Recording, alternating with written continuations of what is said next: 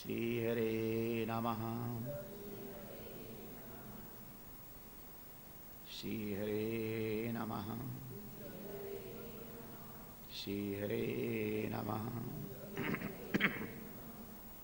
श्रीहरे नमः। श्रीहरे नमः। श्रीहरे नमः। श्रीहरे नमः। प्रेम से बोले जय श्री कृष्ण। प्रेम से बोले जय श्री कृष्ण। जय श्री कृष्ण। जय श्री कृष्ण। जय श्री कृष्ण। जय श्री कृष्ण। जय श्री कृष्ण। जय श्री कृष्ण। जय श्री कृष्ण।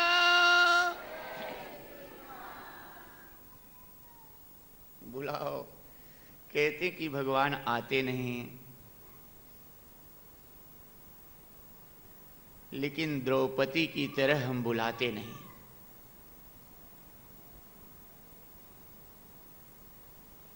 कहते हैं कि भगवान खाते नहीं, लेकिन शिवरी की तरह हम खिलाते नहीं। कहते हैं कि भगवान पीते नहीं, लेकिन नामदेव जी की तरह हम पिलाते नहीं।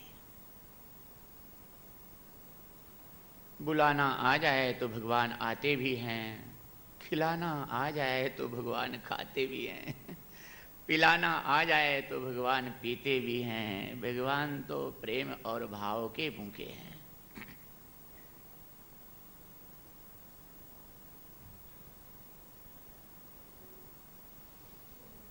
भगवान को कहीं से दूर से नहीं आना है। जब भगवान को आप आर्त भाव से पूर्ण समर्पित प्रेम से पुकारेंगे तो प्रेमा अवतार तुम्हारे वाणी के द्वारा हृदय से ही हो जाएगा, क्योंकि वो तो तुम्हारे अंदर ही बैठे हैं। अब उनको पुकारने को, उनकी देखने की दृष्टि हमको मिल जाए तो। हमारे दृष्टि में जब तक दोष है, विकार भरे हैं, तब तक इस विषाद विकार और वासनाओं का पर्दा बीच में है, दिखाई नहीं पड़ रहे हैं। और ये पर्दे हट जाएं तो और श्याम का दर्शन हो जाए। और हमारे पर्दे में विकार होने की वजह से हमारे जैसे दृष्टि है अब उसी तरह से सामने दिखाई पड़ता है। एक पंडित जी की गैया, एक पंडित जी के पास गैया थी जो हमेशा दूध देती थी, कभी वो दूध देना बंद ही नहीं करती थी।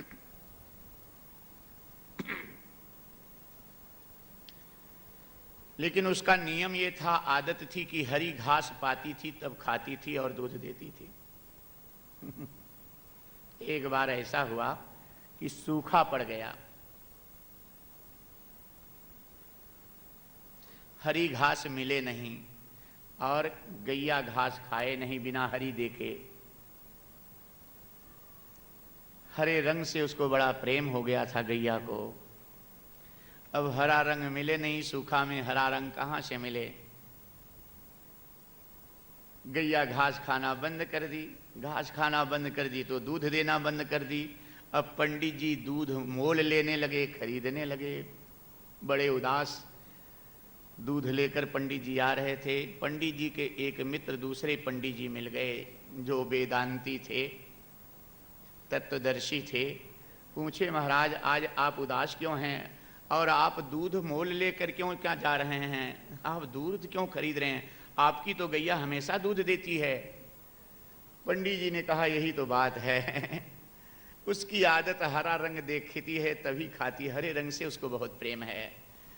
और हरी घास मिल नहीं रही है, सूखी घास वो दिखा नहीं रही है, दूध देना बंद कर दी है, मोल दूध लेना पड़ रहा है हमको। मित्र पंडित जी जो तत्वदर्शी थे, उन्होंने कहा, महाराज इतनी बात के लिए इतना परेशान है, जब उसको हरे रंग से ही प्रेम है और हरी घास नहीं मिल रही महाराज, तो उसकी आंखों पर हरे रंग के कांच का चश्मा बांध दो।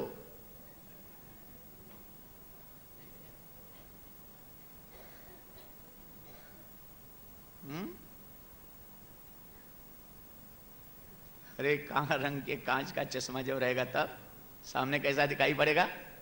सूखी घास हरी हरी दिखाई पड़ने लगेगी।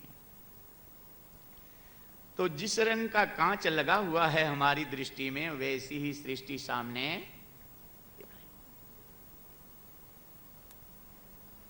इसलिए कपिल भगवान माता देवती से कहते हैं, हे माता, अगर तुम्हें सच्चे संत नहीं दिखाई पड़ रहे हैं, समझ नहीं है, तो क्षमा चाहता हूं माता, तुम्हारी दृष्टि में दोष।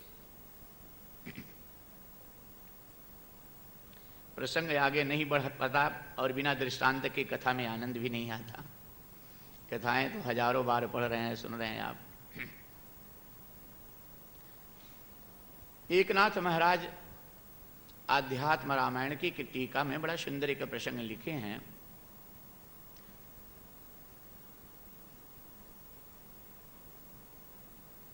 अशोक वाटिका के कथा के विषय में, कि एक पंडित जी रामायण की कथा कह रहे थे, उसमें अशोक वाटिका का वर्णन कर रहे थे, और उस वर्णन में पंडित जी बताए कि अशोक वाटिका में सब सफेद रंग के फूल खिले थे, बड़ा निर्मल स्वच्छ फूल थे वहां पर। जहां कथा होती है भगवान की, वहां हनुमान जी विराजमान रहते हैं। अपनी भी इस कथा में सबसे पीछे पूंछ के आसन पर बैठे हुए, आनंदित सबको आशीर्वाद देते हुए मस्ती में बैठे रहते हैं।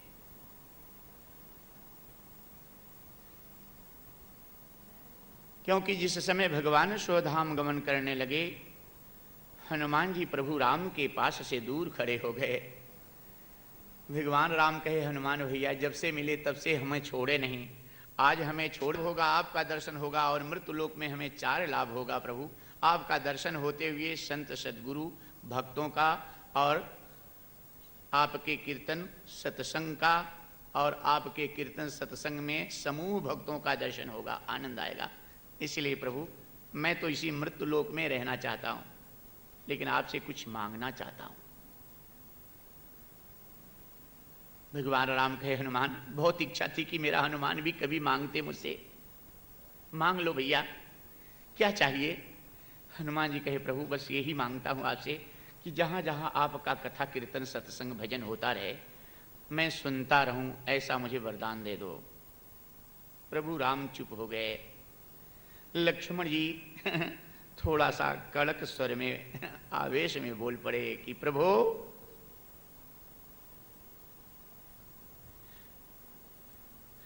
हनुमान जी पहली बार कुछ मांगे और आप कुछ जवाब नहीं दिए। भगवान राम कहे, लक्ष्मण भैया, तुम समझ नहीं रहे हो कि हनुमान क्या मांग रहे हैं। लक्ष्मण जी कहे, प्रभु क्या मांग रहे हैं। भगवान राम कहे, लक्ष्मण भैया, ये हनुमान जी अपना अनंत रूप मांग रहे हैं।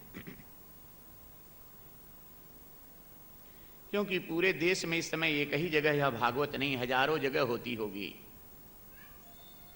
और लाखों जगह कथा कीर्तन होता होगा, भजन कीर्तन होता होगा इस समय। तो अगर हनुमान जी यहीं बैठे हैं तो वहां कैसे जाएंगे। सब कथाओं में रहते हैं हनुमान जी। लक्ष्मण जी भगवान राम से कहे, प्रभु क्या इतने के भी अधिकारी हनुमान नहीं हैं। और भगवान राम हनुमान जी को एवमस्तु कह के वरदान दे दिए। हनुमान जी को अनंत रूप प्राप्त है, चाहे जहां कथा कीर्तन होता है वहां सब जगह विराजमान रहते हैं।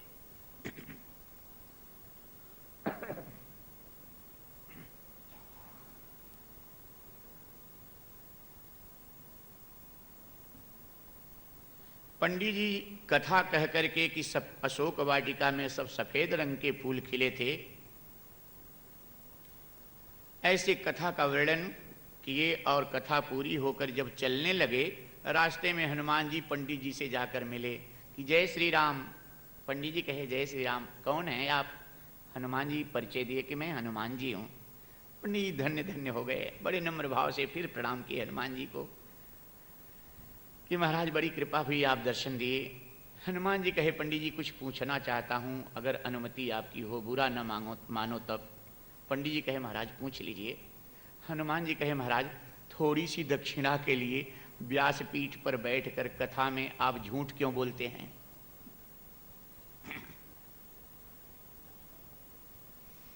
पंडित जी कहे, अगर आप हनुमान जी न होते तो अब तक झगड़ा हो गया होता। हनुमान जी, हम ब्राह्मण हैं, हम ब्राह्मणों की पहचान ही सत्य और मधुरता है। पंडित जी, हनुमान जी, हम झूठ कभी नहीं बोलते। जिस ब्राह्मण के जीवन से सत्य और मधुरता निकल जाए तो समझ लो कि वो पतन की तरफ जा रहा है।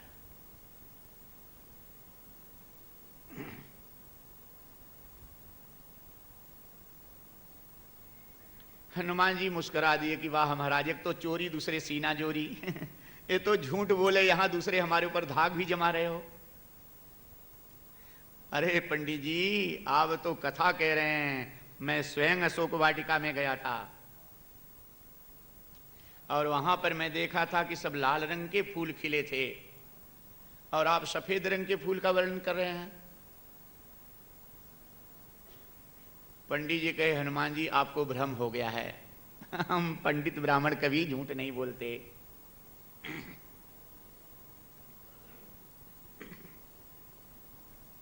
हनुमान जी कहे, जब मैं गया था उस समय जगत जननी जगदम्बा मैया सीता थी। पंडित जी अगर आपको विश्वास न हो तो चलो पूछा दें। पंडित जी तैयार हो गए। हनुमान जी और पंडित जी माँ सीता के पास पहुंचे। हनुमान जी कहे, माते देखो तू अशोक वाटिका में थी तो मैं आया था ना। माँ सीता ने कहा, हाँ हनुमान आए तो थे। हनुमान जी कहे, मैया देखो वहां सब लाल रंग के फूल खिले थे जब मैं आया था। और ये पंडित महाराज कथा करते हैं और कथा में वर्णन अशोक वाटिका का कर रहे थे, उसमें कह रहे थे सब सफेद रंग का फूल खिला था। जब मैं इनको टोका कि झूठ क्यों बोलते हो तो उल्टा हमको झूठ बना रहे हैं। अब तू निर्णय कर दे मैया कि सच कौन बोल रहा है, सफेद रंग का फूल था कि लाल रंग का फूल था। पंडित जी झूठ बोल रहे हैं कि मैं झूठ बोल रहा हूं। मां सीता कहने लगी, हनुमान जी पंडित जी भी झूठ बोल रहे हैं और तुम भी झूठ बोल रहे हो। हनुमान जी, न वहां सफेद रंग का फूल था न वहां लाल रंग का फूल था। अशोक वाटिका में तो सब श्याम रंग का फूल था हनुमान। हनुमान जी ने कहा, वाह माते, तू भी झूठ बोलेगी, मैं तो कभी नहीं सोचा था।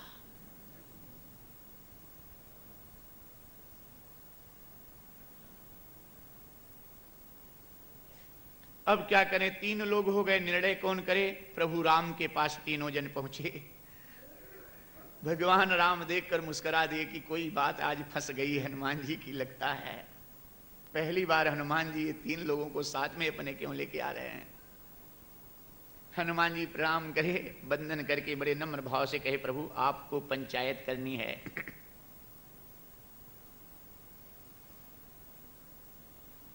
आपको ये निर्णय एक देना है प्रभु। पंडित जी कथा में अशोक वाटिका का वर्णन कर रहे थे, बताए सब सफेद रंग का फूल खिला था और मैं गया था, देखा था कि लाल रंग का फूल था। पंडित जी से जब कहा कि झूठ क्यों बोलते हो तो पंडित जी हमको ही कहे कि तुमको भ्रम हो गया है, हम झूठ नहीं बोलते, सफेद रंग का ही फूल था। इसका निर्णय कराने के लिए माँ सीता के पास पहुंचा तो माँ सीता दोनों को ना कर दी कि दोनों झूठे हो। न सफेद रंग का फूल था न लाल रंग का, वहां श्याम रंग का फूल था। अब आप निर्णय कर दो प्रभु कि किस रंग का फूल था, कौन सच बोल रहा है।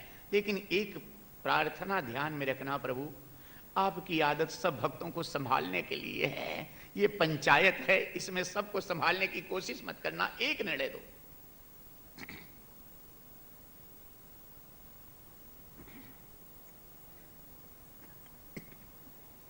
भगवान राम मुस्कुरा दिए, हनुमान आज तो तुम बहुत आवेश में दिख रहे हो। हनुमान जी कहे, प्रभु आवेश नहीं, प्रार्थना आपसे है कि आप एक निर्णय दे दो कि सच कौन बोल रहा है। भगवान राम कहे, हनुमान तीनों जन सच बोल रहे हो, झूठ कोई नहीं बोल रहा है। हनुमान जी कहे, प्रभु क्षमा चाहता हूं, एक को बताइए। पहले ही आपसे कहा ना कि आप सबको संभालते हैं, हर भक्त आपके हैं, एक को बताइए प्रभु यहां। भगवान राम कहे, हनुमान तीनों जन सच बोल रहे हो हनुमान। पंडित जी कथा कीर्तन करते करते, ध्यान चिंतन करते करते इनका अंतःकरण और चित्त शुद्ध हो गया है, इनकी दृष्टि निर्मल हो गई है। इसलिए ये कथा अशोक वाटिका के पट पर, तट पर, स्थान पर खड़े होकर करने वाले भाव में पंडित जी हैं। इसलिए अशोक वाटिका में इनको जो फूल खिले थे सब सफेद रंग के दिखाई पड़े, क्योंकि इनकी बुद्धि, इनका चित्त दृष्टि निर्मल हो गई थी। सच बोल रहे हैं पंडित जी। और हनुमान, जब तुम गए थे अशोक वाटिका में, उस समय रावण का कुछ अत्याचार देखकर तुम्हें क्रोध आ गया था। क्रोध का रंग लाल होता है हनुमान, इसलिए तुमको अशोक वाटिका में सब लाल रंग के फूल दिखाई पड़े। और सीता हमारे स्वरूप को अपने नयनों में सदा बसाए रहती थी हनुमान, इसलिए चारों तरफ सीता जी को श्याम ही श्याम फूल दिखाई पड़े।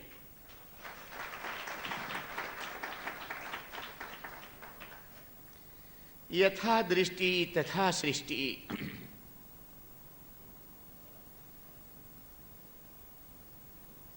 कपिल भगवान माता देवहूति से कहते हैं, माता अगर तुमको सच्चे संत नहीं दिखाई पड़ते हैं तो तुम्हारी दृष्टि में दोष है माते, क्षमा चाहता हूं, सच्चे संतों की कमी नहीं है माते।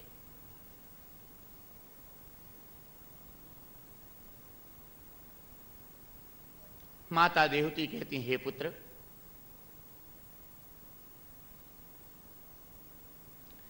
यदि सच्चा आनंद आत्मा में है, अंदर है, तो ये बाहर आनंद और सुख का अनुभव क्यों होता है?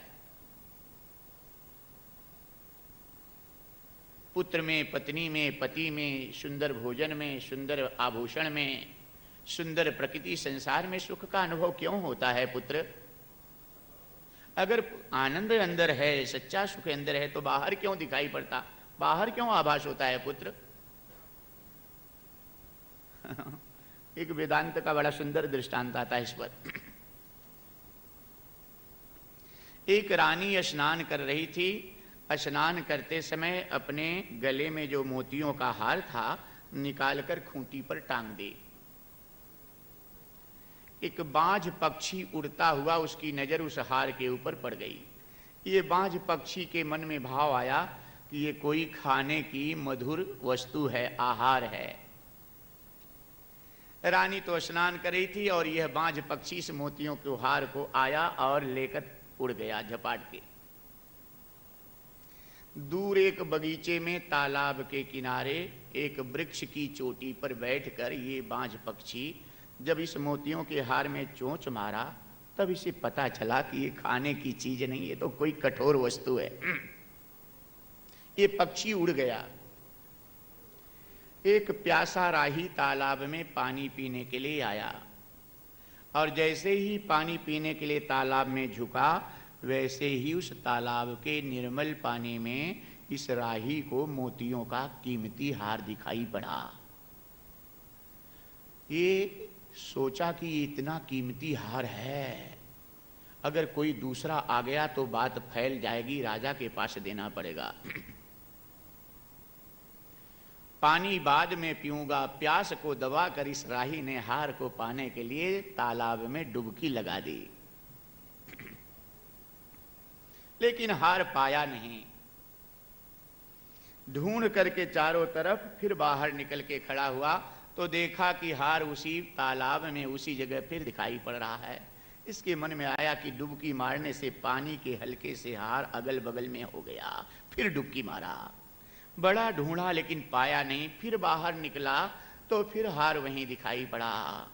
ये फिर डुबकी मारा, कई बार इसी तरह परेशान होकर, प्यास तो जहां की तहां रह गई, पानी क्या पिए, रोता हुआ दुखी होकर यहां से चला गया तालाब के किनारे से कि हाय इतना कीमती हार लेकिन मिला नहीं।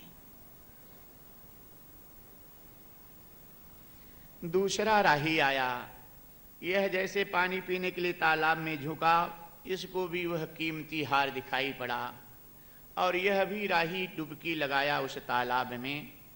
पहले राही की तरह इसे भी हार मिला नहीं। कई बार बाहर निकल के खड़ा हो तो हार उसमें दिखाई पड़ रहा है, लेकिन जब वहां ढूंढने लगे तो हार पावे नहीं। उदास होकर के राही बाहर आकर के खड़े हो जाते थे और रोते हुए जाते थे एक के बाद दूसरे। ऐसे कई राहियों का आवागमन हुआ, आए और गए, सब रोते हुए, पाया किसी ने नहीं, ढूंढा सबने। बात चारों तरफ धीरे धीरे फैल गई कि दिखता है लेकिन मिलता नहीं। प्रेम से बोलिए जय श्री कृष्ण। श्री हरे नमः, श्री हरे नमः, श्री हरे नमः। प्रेम से बोले जय श्री कृष्ण। एकाग्रता के ऊपर ख्याल रखा करें आप लोग, क्योंकि किसी एक की वजह से उसके बगल वाले की एकाग्रता टूट जाए तो ठीक नहीं है।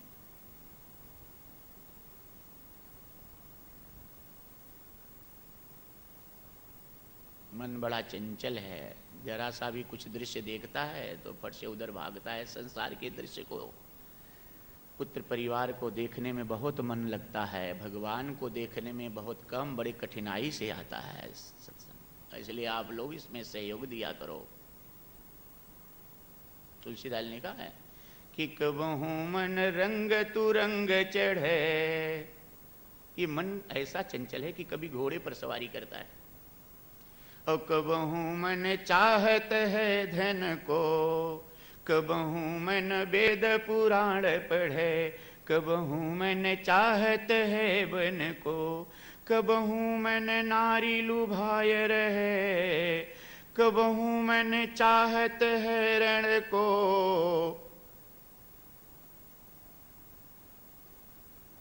तुलसी मन माही बिचारी कहें, समुझाई रखो कपटी मन को। बड़ा कपटी है।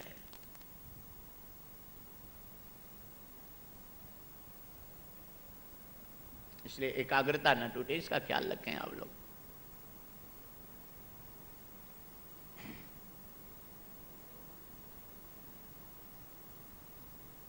प्रेम से बोलिए जय श्री कृष्ण। श्री हरे नमः, श्री हरे नमः, श्री हरे नमः। प्रेम से बोले जय श्री कृष्ण।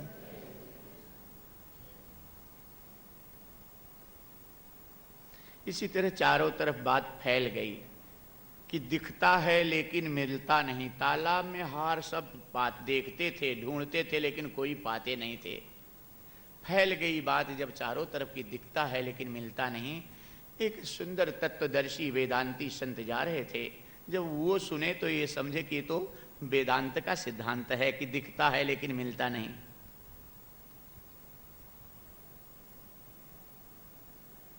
अपनों शिष्यों को साथ में लेकर के ये संत तालाब के पास गए। देखे कि तालाब में निर्मल पानी में सुंदर कीमती हार दिखाई पड़ रहा है, लेकिन अगर ये मिलता नहीं तो संत ने तुरंत निर्णय लिया कि दिखता है, अगर मिलता नहीं तो निश्चित इसका प्रतिबिंब है, परछाई है इसकी। इसकी बिंब मूल स्थान कहीं ऊपर होगा। ऊपर देखो, जब ऊपर देखे तो बाज पक्षी जहां वृक्ष की चोटी पर इसको खाने के लिए लेकर बैठा था और चोंच मारा तो पत्थर समझकर छोड़कर चला गया, वहीं पर हार था। उसकी परछाई तालाब में नीचे दिखाई पड़ रही थी। कपिल भगवान माता देवती से कहते हैं, माता उसी तरह से बिंब सुख का जो है, मूल सुख का जो है आत्मा है, और उसकी प्रतिबिंब परछाई इस बाहर संसार में पड़ रही है। इसलिए संसार में सुख है। दादा बाबा बड़े बड़े लोग सब ढूंढते ढूंढते थक गए, भटकते भटकते, लेकिन इसको पक पाए नहीं। अंत में मरते समय सब रोते हुए गए।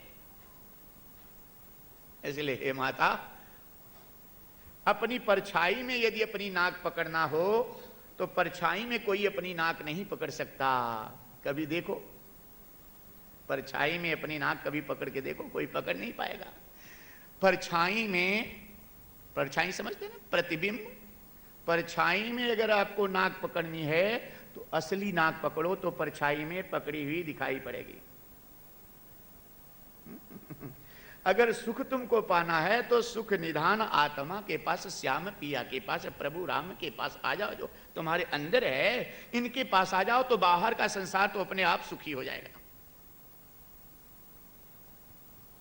ऐसा नहीं कि प्रभु राम से नाता जोड़ने पर, श्याम से नाता जोड़ने पर, सदगुरु से नाता जोड़ने पर संसार तुम्हारा दुखी हो जाए, उदास हो जाए, निरस। ऐसा नहीं। प्रभु से नाता जोड़ने पे ये संसार रसमय हो जाएगा, बड़ा सुंदर हो जाएगा, अति आनंद आने लगेगा। जो भय बना है ये भय मिट जाएगा, और जब निर्भयता आ जाएगी तो परम आनंद और परम मस्ती में सब रूपों में, सब शरीर में एक अद्वैत परम ब्रह्म परमात्मा की तुम्हें अनुभूति होने लगेगी।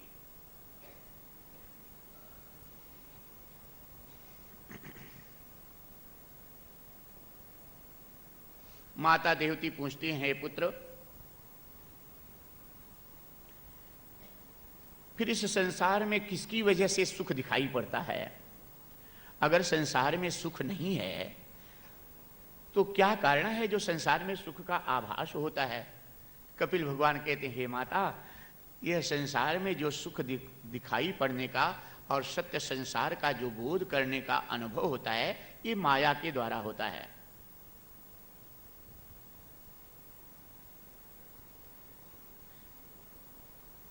जो प्रश्न यहाँ पर माता देवती कपिल भगवान से कर रही हैं, यही प्रश्न विदुर जी मैत्रेय जी से और राजा परीक्षित सुखदेव जी से किए हैं।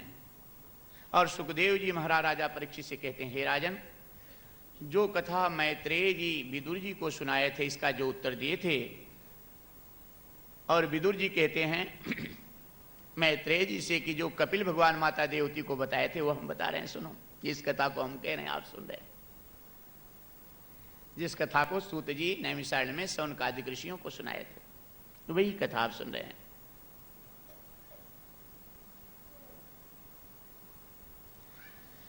सबसे ऊंचा निर्णय है आत्मदर्शन का ये, इसी को सांख्य शास्त्र भी कहते हैं।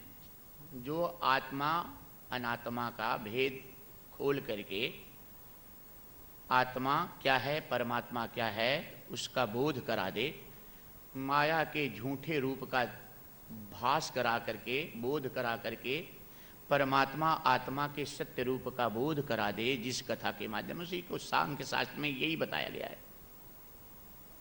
थोड़ा वहां कठिन दर्शनों के द्वारा बताया गया, आपको सरल करके बता रहे हैं। अंतर इतना, क्योंकि वह कठिन दर्शन आपको पचने लायक बात नहीं होती है। समुद्र का पानी खारा होता है, उस खारे पानी को आप नहीं पी सकते, और पानी की जरूरत आपको है। पानी बिना काम चलेगा नहीं तो क्या हो। तो वह समुद्र का पानी भाप बन करके बादल बनता है, और जब बादल बनता है तो खारे पानी को बादल मीठा कर देता है, और मीठा करके जब बरसता है तो सब उसको पीते हैं, मस्ती से पीते हैं। उसी तरह से यह गूढ़ रहस्य जो शास्त्रों का है, ये बड़ा समुद्र के खारे पानी की तरह तुम्हारे लिए नीरस सा महसूस होता है। ये पीने और पचने लायक तुम्हारे काम के लिए जल्दी नहीं होता। इसलिए संत बादल के रूप में, जैसे बादल उस खारे पानी को मीठा कर दें, वैसे इस गूढ़ रहस्य को संत जन, सदगुरु जन अपने ढंग से उसका अनुभव करके, सरल बना करके, तुमको समझने और पीने लायक मीठा करके बना कर बता देते हैं। चीज वही है, बात वही है।